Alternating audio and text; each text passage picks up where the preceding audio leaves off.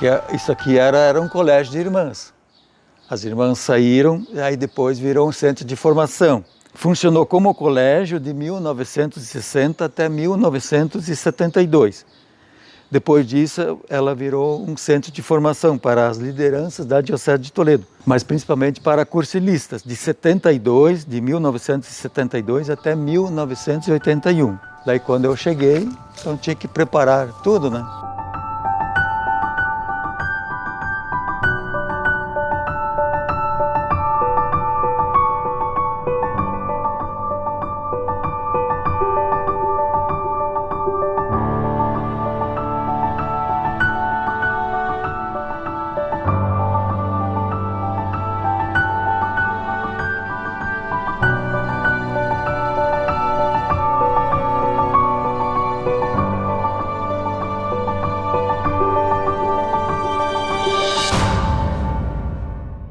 Quartos, não tinha cozinha, não tinha sala, não tinha nada, né? Então tinha que preparar para a chegada dos futuros seminaristas, né?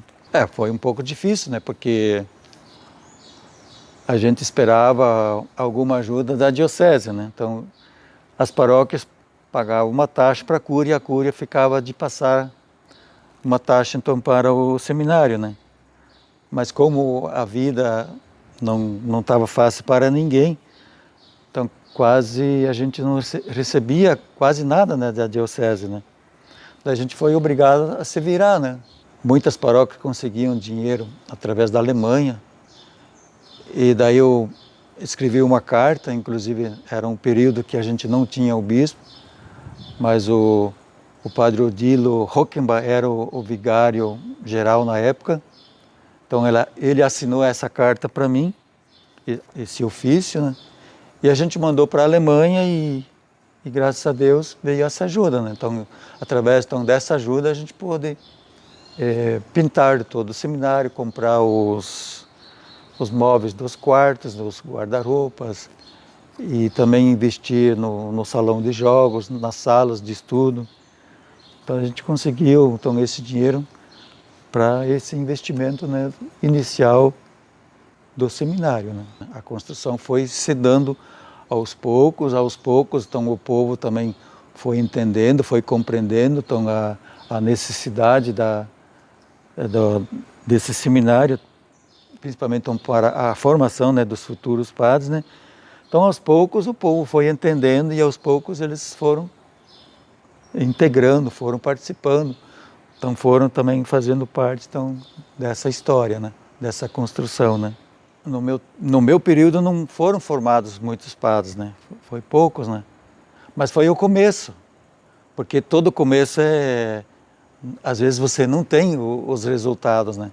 Mas os resultados foram acontecendo durante todo esse período, né? Então como eu fui o primeiro, talvez foi assim a parte inicial, né?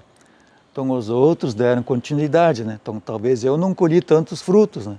Mas os outros puderam colher. Então ali que é aquele espaço onde acontece isso. Então a formação, a gente sabe que passam muitos e passaram muita gente ali que não são padres hoje, mas que aproveitaram a formação que acontece ali dentro, onde se procura transformar esses jovens em homens, não é? Que eles sejam generosos na formação, no contato com Deus, são cristãos. Então muitos chegaram até o sacerdócio, outros não, são bons cidadãos cristãos que estão aí na sociedade, e é isso um pouco a alegria que nos dá, mesmo que eles não ficaram padres, mas temos a certeza que eles foram semeados dentro do coração deles esse desejo de amar a Deus e servir a igreja.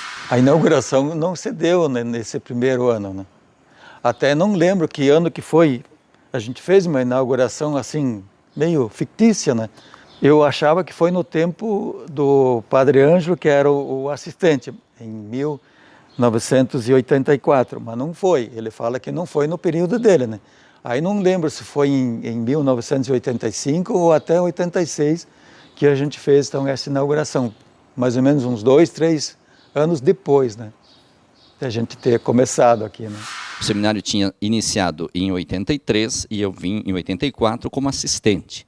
E não foi só o fato de trabalhar no seminário, foi o fato de entrar numa região que eu tinha convivido muito pouco. Por exemplo, foi aqui que eu vim ver expressões em alemão, em abril de 84, por exemplo, no funeral, cantar Maria Sullivan durante o funeral, coisa que não era comum para a nossa experiência. Além disso, pelo fato de estar acompanhando os meninos no seminário, aulas na escola local. Naquele ano foram 299 aulas de religião para todos os alunos da escola da rede municipal e estadual. Para vocês terem ideia, o padre Luiz Carlos Franzner foi um dos meus alunos da época. E pensar que quando foi iniciado aqui, o padre Ademir foi o primeiro assistente, eu fui o segundo, então 83, eu vim em 84, a casa cheia. A primeira semana eram 34. Não demorou muito, 2 já se foram, como é de praxe, né, na questão do seminário, e nós continuamos até o final do ano ao redor de 31, 32 meninos. Hoje a gente vem, eu tive há poucos dias fazendo celebração com os seminaristas, com um grupo de 7, para ver a diferença. Claro, não é a única diferença, também toda a transformação da casa. Isso aqui foi transformado rapidamente de um colégio de freiras, ou depois até de um hospital, sei lá, eu que em seminário, e estava tudo ainda em fase de formação. Por exemplo, nem campo apropriado para jogar bola não tínhamos, nós usávamos a estrutura da própria localidade, enfim. Mas tem algumas marcas que ficam para sempre. Por exemplo, naquele ano, começamos a desenvolver um grupo de música, aprendizado de violão e tudo mais, e começamos a fazer nas missas vocacionais os seminaristas com toda uma orquestração já para as missas vocacionais. Não só local, mas visitando tantas outras paróquias que nós realizávamos naquelas viagens de domingo, quando tinha missa vocacional, em torno das paróquias da diocese. Foi uma experiência realmente marcante. Quase que metade da minha vida, até os 60 anos, foi relacionado ao seminário. Posso dizer que nesse espaço aqui onde nós estamos, nessa porta aqui, nesse jardim, eu já frequentava em 1977, 1978, quando aqui era uma casa de formação. As irmãs religiosas tinham deixado a casa para a diocese e aqui passou a ser uma casa mantida pelos cursilistas, e também aqui eram feitos os encontros de formação da diocese. E os encontros ocasionais que eram promovidos também eram aqui. Portanto, já em 1977 eu estive aqui no encontro vocacional. 1978, quando eu estava prestando serviço militar, eu estive aqui em encontro vocacional, e a partir daí, então, é que eu fui me despertando para a minha vocação. Entrei no seminário em 1980, e desde 1980 até 2019, praticamente eu estive envolvido com a formação sacerdotal. E também na época a gente acolhia assim os meninos muito novos.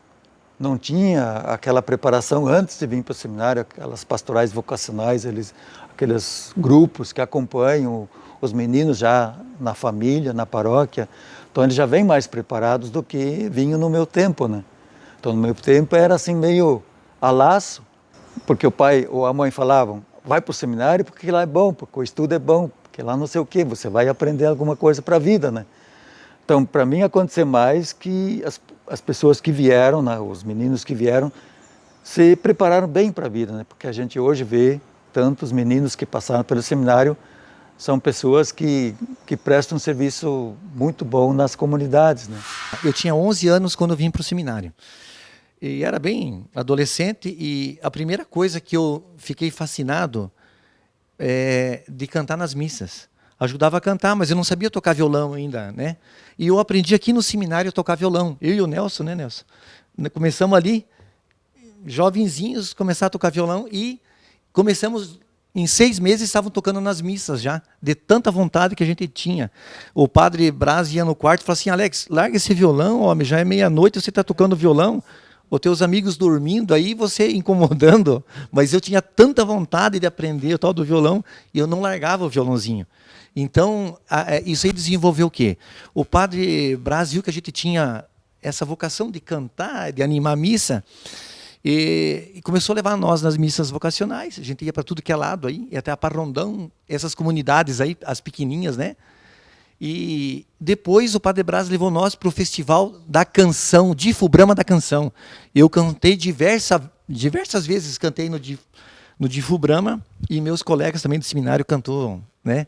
Então isso aí foi tipo assim, levou para a vida da gente, e hoje eu toco as missas também lá na paróquia Menino Deus. Dei 20 anos de catequese, né? E hoje eu estou na oficina de oração e vida. Já fazem 10 anos que eu dou oficina de oração e vida. Quer dizer, eu continuei o processo de evangelização. Tipo, o que eu aprendi em todo esse tempo de seminário, né? Todo esse tempo de vida, né? Nas nossas comunidades, cantando, rezando, louvando a Deus, a gente agora continua essa caminhada na oficina de oração e vida. Então, sinal que não foi em vão aquilo que a gente fez lá no passado, né? Talvez não teve tantos padres, mas teve pessoas hoje engajadas, responsáveis, que também é um serviço que as pessoas prestam para o seu semelhante. Não como padre, mas como pessoas leigas, né? Então acho que o objetivo foi alcançado, né?